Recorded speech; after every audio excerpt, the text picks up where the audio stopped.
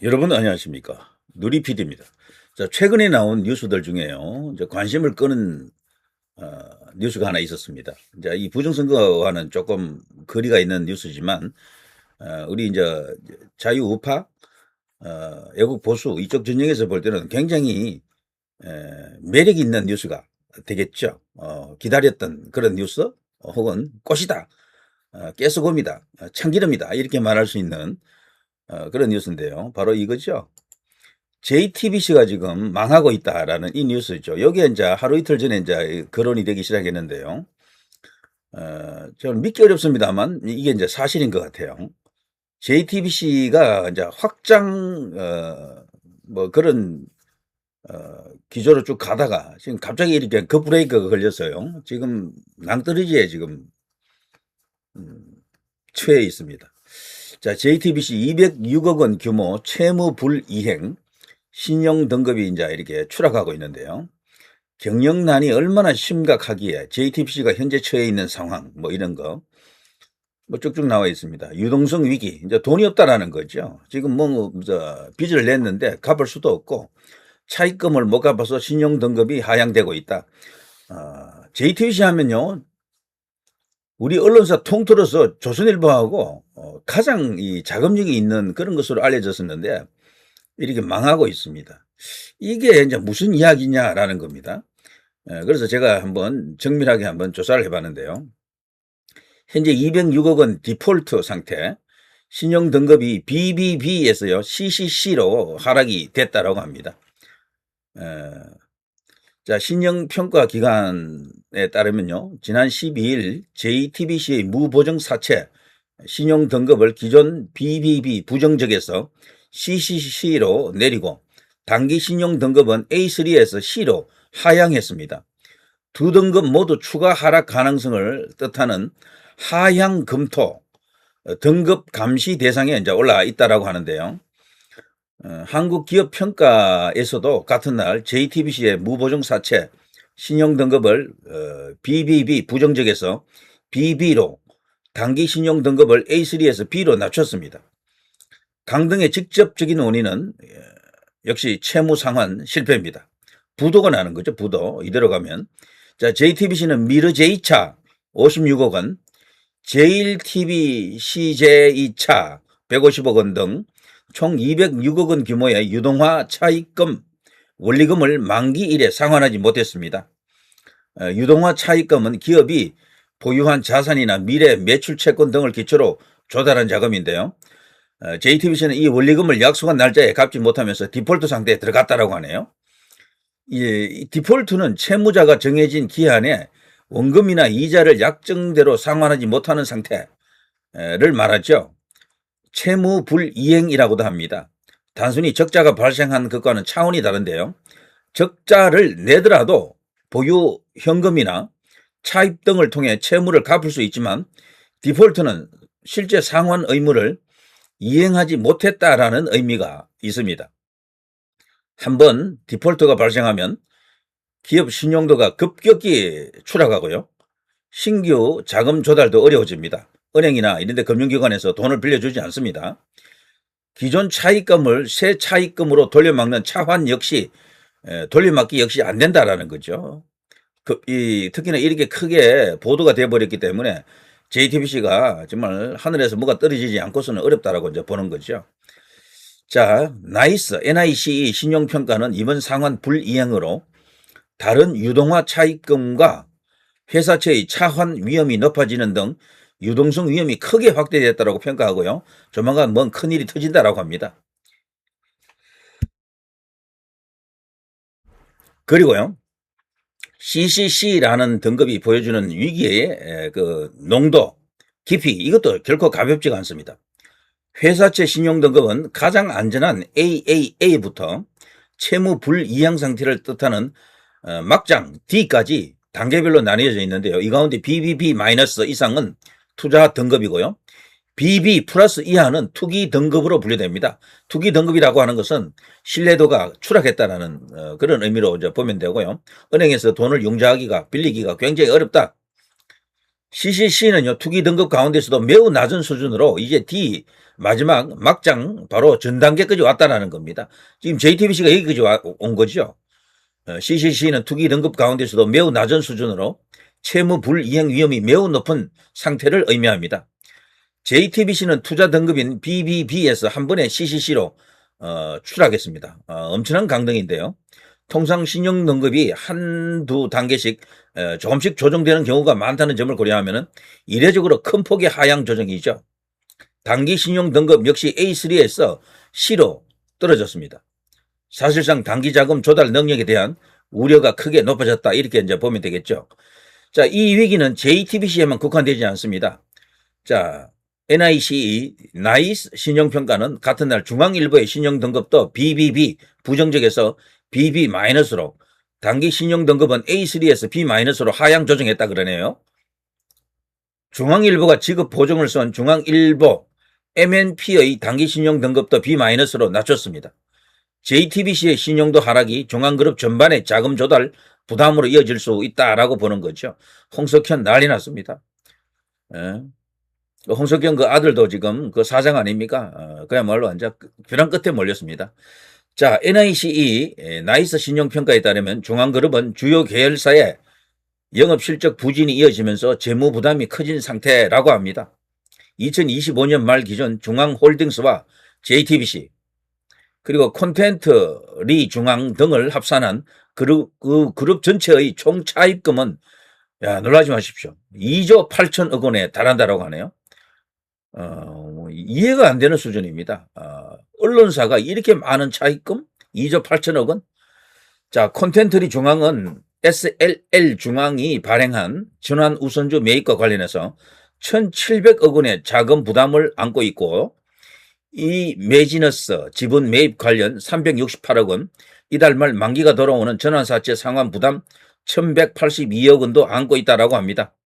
중앙일보 역시 2025년 말 기준 총 차입금이 2,887억 원 외에 계열사에 제공한 지급 보정 규모가 2,250억 원에 이른다라고 합니다.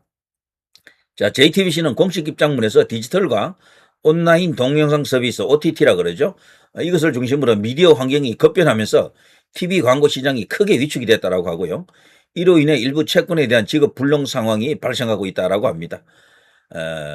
책임 있는 자세로 이번 상황을 최대한 신속히 해결하기 위해 대내외적으로 동원 가능한 모든 수단을 강구한다고 합니다만 역부족이 아닌가 싶습니다.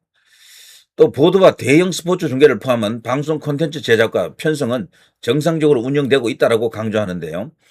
NIC 신용평가는 앞으로 JTBC와 중앙일보, 콘텐트리 중앙 등 계열 전반의 신용위험 변화와 차입금 및 유동화 정권 차환 여부, 단기자금 상환 부담에 대한 대응 상황을 중점적으로 점검해서 신용 등급에 바로바로 반영한다고 합니다.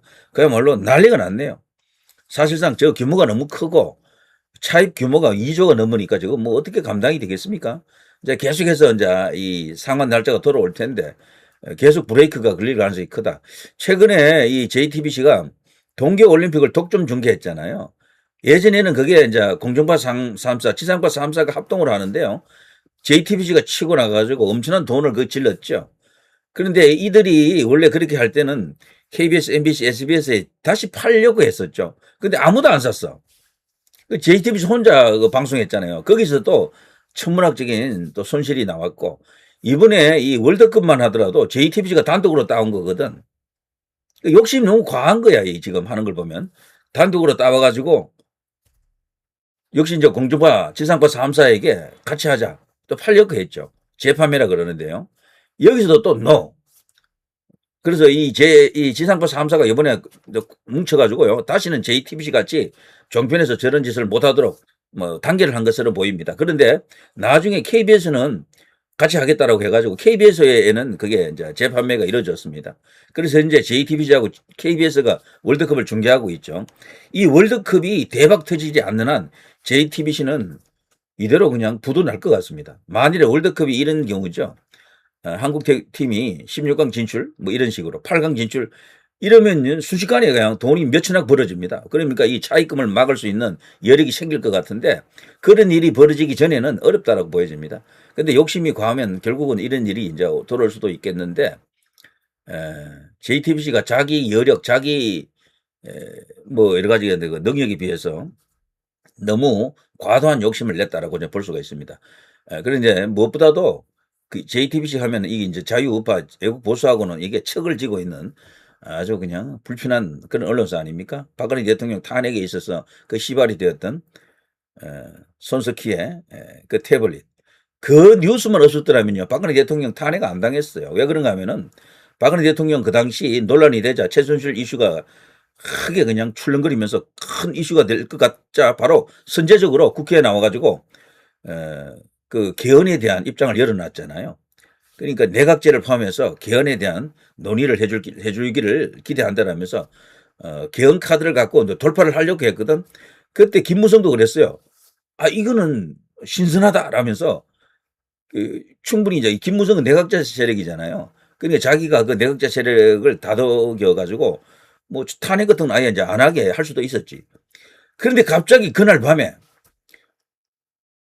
JTBC가 그 유명한 태블릿 방송을 하지 않습니까? 그러면서 여론이 확 뒤집어집니다. 박근혜 대통령이 불을 껐는데 그 불씨가 조금 남아 있었던 것인데 그게 다시 이제 불이 붙어가지고 막 걷잡을 수 없는 상태로 가버리면서 결국은 탄핵돼 버렸죠. 그 한 장면만 없었더라도 아무튼 뭐 그런 게 있고요. 그런데 놀라운 것은 이 JTBC가 말이죠. 여러분이 이제 아시겠습니다만 텐센트라고요. 텐센트. 이 텐센트가 뭐냐면은 중국의 거대 IT 기업입니다. 중화인민공화국의 거대 IT 기업이자 인터넷 미디어 복합 기업으로 널리 알려져 있죠. 여기와 손을 잡고 그동안 여러 가지 어떤 작업을 많이 했거든요. 이런 거죠. 중국 IT 기업 텐센트가 JTBC의 드라마 제작 스튜디오인 SLL 중앙이라고 합니다. 이런 식으로 네이밍을 너무 영어로 이렇게 넣어놓으니까 뭐랄까 이게 사람들에게 알리는데 상당히 어려움이 있겠어요. SLL 중앙이라고 있습니다. 그 JTBC 스튜디오를 말하는데요. 여기에 1,000억 원을 투자한 과거가 있습니다. 그 사실 여러분 아시죠? 이게 예전에 우파 유튜브에서도 많이 다룬 주제 중에 한 개인데요. 그 내용이 이겁니다. 2020년 말에 중국 텐센트는 국내 사모펀드 프렉시스 캐피탈이라고 있습니다. 여기와 함께 JTBC 스튜디오 현 SLL 중앙에 각각 1,000억 원과 3,000억 원을 출자하여서 전환 우선주를 인수하는 방식으로 투자했습니다. 그러니까 4,000억 원이에요. 4,000억 원.